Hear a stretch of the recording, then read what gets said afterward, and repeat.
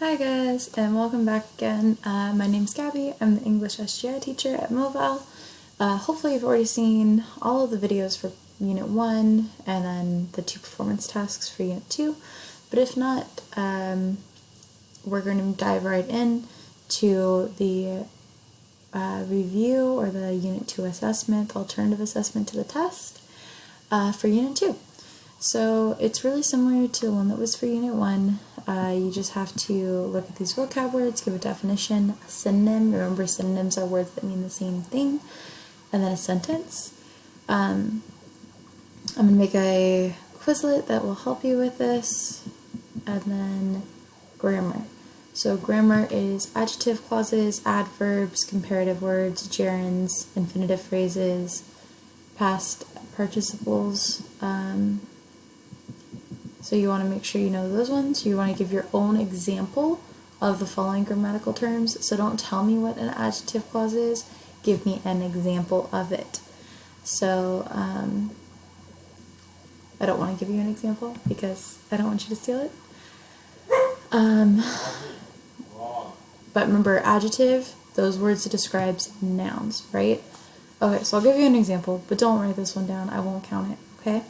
So adjective clause is something like the girl in my class, Erica, right? I'm describing Erica by saying the girl in my class. Describes a noun. Adverb, think about what adverbs describe. Comparative words.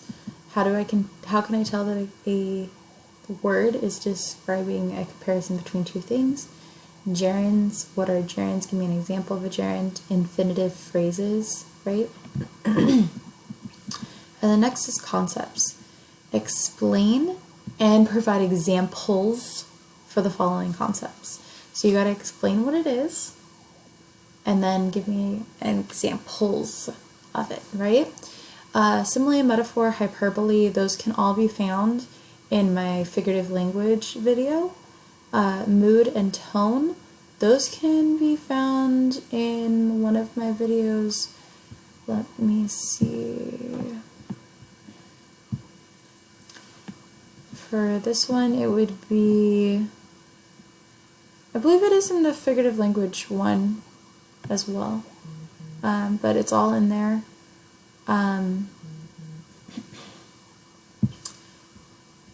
Then the writing section. So remember, these are worth 5 points, which is 5 times more than any of the other ones. So for the writing, based off the reading, the interesting narrative of the life of, I'm not going to butcher that, describe the middle passage from the slave's point of view. What attitudes and beliefs allowed slave traders to treat the slaves so cruelly? So think about it from their perspective, right?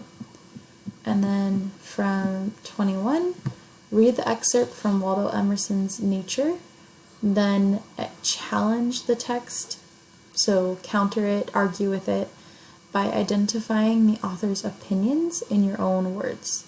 Evaluate the examples and the reasons given to support the author's opinions. Consider historical evidence that supports or refutes the author's opinions. Then explain whether you agree or disagree with the author based on his evidence. In the woods, too, a man casts off his years. As a shake his slough, or skin, right? And at what period soever of life is always a child. In the woods is perpetual youth. So what is he saying there? So first things first, you need to identify what he's saying, evaluate the examples, right? And the reasons given to support it. Consider the historical evidence. So why would he say this in this time period?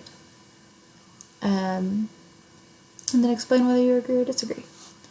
And then the last one here, name 2 influential writers of the Romantic period. So remember, romantic isn't, oh, I love you. It's a love of nature. And explain why they're influential. So that's all for performance task 2.